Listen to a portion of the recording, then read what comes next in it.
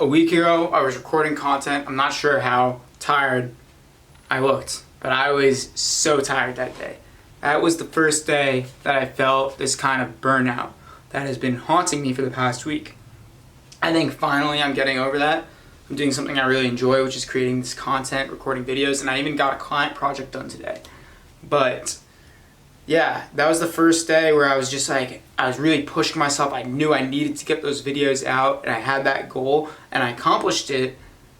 However, I think that was just the end of me being pushed to my limit, because the next couple days after my sleep, I've either stayed in bed way too long or I've gotten out of bed way too early because I can't sleep. My sleep quality was so bad. And I started doing some listening and watching YouTube videos on burnout and seeing if I was experiencing those symptoms. Because most of the time when I was in school or I've worked a day job and I felt burnt out, I still had to go to classes, I still had to submit my assignments, and at work, I'd still go to work, still do my work 9 to 5. But I could go home and relax and still feel like I did something with my day, and I'd just be like, oh, why am I so tired? Well, I guess I have to wake up and do it again, and I just wouldn't do anything in my free time. No big deal, I'd relax. Now, since I work on my own schedule, it is way harder to justify doing that and taking time to relax, which I really needed. I literally just took time 2 days ago to go out, listen to music, and just juggle some juggling clubs, and it was great for me to do and really helped my mental health. But I needed something that was just away from screens, that I felt like, all right, let me just enjoy my time on this planet, and that's why a lot of people often feel burnout. Some people feel burnout more or less than others. I think that I have a pretty high work mentality, and I'm able to just crush work more than a lot of people can. Other jobs I've had in the past, they hire me for a month and they see that I'm working longer hours than other people, that I'm like really going head to the grindstone, and they're like, wow, we expected you to burn out, but your energy levels are insane. So that's one thing I'm prideful of personally. But yeah, working for myself, I don't have that luxury of discipline set by someone else. I set my own discipline, which, depending on if you want to go full-time or freelance work-wise for design world, you have to keep that in mind. One way I found myself getting out of the burnout was to take projects slow. I wouldn't just completely stop doing projects, because one day I did that and I felt like I accomplished nothing with my day. I felt really sad, and I realized I wasn't my happiest, because one thing I know about myself is I'm happiest when I'm creating, when I'm doing something, putting some value out in the world, just like this video. I'm ecstatic right now, honestly, compared to 2 days ago where I was just like trudging around consuming. Also, I come from the US, which one thing I've found is traveling around the world, the US has such a high hustle mentality, especially in the space I'm in of online entrepreneurship and everything. It is just all grindstone hustle mentality, which sometimes isn't healthy, but other times it is. So that's why I found, instead of just being like, all right, I'm going to complete my whole to-do list today, I'd be like, you know what, I'll be happy if I complete 2 really good things today from my to-do list. And another thing that got me out of burnout was I'd complete the low effort tasks. Even if they wouldn't push the needle as far, I actually took the time to write one email that I've been putting off for probably 2-3 weeks now. I really just wanted to write this email. I was like, you know what, this won't move the needle forward, but it just gives me that sense of productivity while still being able to relax, while still creating and putting out my message into the world. That's what I really needed there, was just a relaxing time to do work that I didn't feel like I needed to, but rather just that I enjoyed to do. A lot of people, especially creatives that experience burnout, they would say instead of working, just do something else creative that isn't related to work. So if you're a musician, instead of working on music, go out and draw. If you're a designer like me, end up playing music. Or I love the circus arts, so I involved myself more in that and just got creative inspiration from that. That way I could hit my work this month with a completely new type of energy.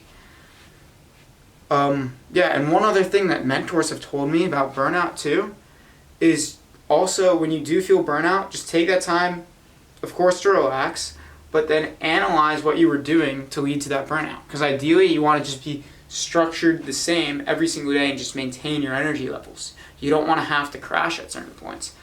I feel like this is definitely going to be a learning experience for me, because I just can foresee that I'll go through the same monthly cycle of I hit my goal for the month, it's the 31st or 28th, whatever the last day of the month is, and then the next week, honestly it's been a week since the end of the month, it's currently the 7th, that the whole next week I basically just take really slow, and then I go really hard for 3 weeks, slow for 1 week. I currently don't have a problem with that, but I know I should try to work on that, and that's one thing that I have to look inside myself to do.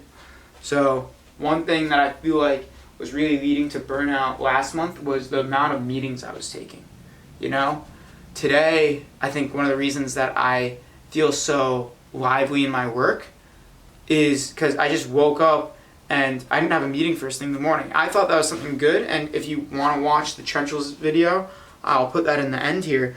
But I would wake up and do meditation and a meeting first thing in the morning. That way I had a reason to get out of bed instead of just lolling about. This week I didn't have that reason, so that might also be why I got burnt out all of a sudden. But I realize I really enjoy my day when I get to do the most productive thing first, get my work out of the way, and then just now I recorded a video where I caught up with some friends and family, and I leave my more social activities for the afternoon. Even still, as I said in the last video, I work at a bar in the evening, and that's kind of my social time for the day. So reserving those meetings for the afternoon will help me control more of my time and really feel like I get my one big to-do list item done first thing in the morning, and I don't have to worry about being distracted by a meeting and being distracted by my to-dos from that meeting, instead of working on things that I had no intention of working on that day. Really keeping my priorities straight. That might be one thing for you. Just keep your priorities straight day to day. That way you don't feel burnout by completing the monotonous activities, and reserve one day a week maybe to do those really small activities that you've been putting off. Instead of just trying to do what I've been doing most days is one really big activity, then a secondary activity, and then the rest are kind of monotonous. But maybe honestly I should restructure my days to do primary activity, then a bunch of secondary activities that are still high value and high reward, and then 1 out of my 7 days per week I reserve to just maintenance work. You know, doing those things that I've been putting off that will only take me half an hour each task. And that way I can get a lot of those things done. Dude, just from speaking to the camera, I just got like an idea for a new way of like just increasing productivity. That's insane.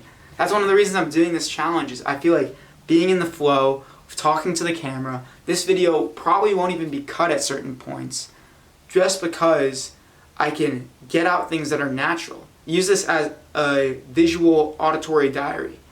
That's what a vlog is in the first place, you know? I'm sorry that I can't pick up the camera and do more of this type of vlog content, but you know, why not? Let's just go around my house, because I do have to cook pretty soon. But yeah, I'm not sure how much of a house tour you guys got in the last video. I won't show too much because I know a lot of my flatmates like privacy. Someone even commented on that earlier in the day about just like me saying flatmates now instead of roommates. When you say roommate here in Australia, a lot of people think they actually live in the room with you. But yeah, I basically come here. Where's a good angle? I come here and make food every day. It's really great. I wish the sunlight came into more of the house. I wish, honestly, the living room faced that way. I could get more sunlight, but it's great that I do get sunlight in my room. Even this angle right here isn't the best for lighting.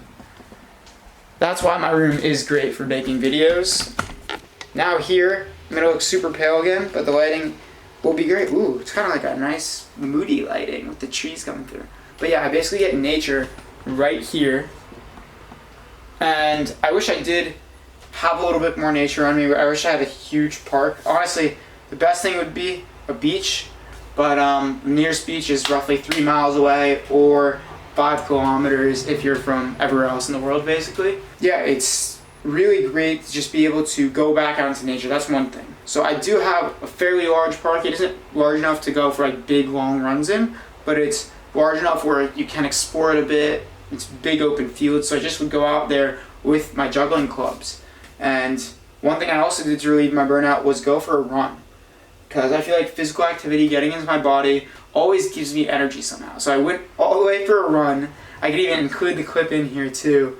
Went for a run, and then I was debating, because I always run to the beach, 5 kilometers. I just kind of walk around there, and I was like, you know what? I'll jump in the water today. It was freezing, but it felt so good. The run back was kind of so bad because my shorts were wet, I was wet, I had sand in my socks, but it was worth doing that hard thing and just feeling the relief of doing it, coming back home, being able to have a nice meal after it. It was worth it in the end of the day, and I saw a concert right after. That's one thing I don't suggest though. I don't suggest doing fun things that are extraneous on you. I feel like just the more time you get to sit in one place would be great. I went to a concert, Thundercat, which was phenomenal, but didn't recharge me as I thought it would. I thought because he's so crazy and out there, I thought it'd give me more creative inspiration. But it was just too much to be out all day that day. I should have just run and stayed home, but I read the concert book beforehand, so it was an all-out day that day. But the last 2 days, I've been taking it super easy, and now finally I get my energy back. So to relieve burnout, feel free to take after me in some of these ways. Hope you really enjoyed this video. If you want to know more about kind of what my day-to-day is like, what it's like being in the trenches, you can feel free to click this video here. It's one that I kind of just made of my morning routine and what kind of my workday looks like. If you like this type of content, feel free to check out my Instagram at Talon and Color and at Escape Your Hometown for more travel content. Other than that, hope you have an epic day.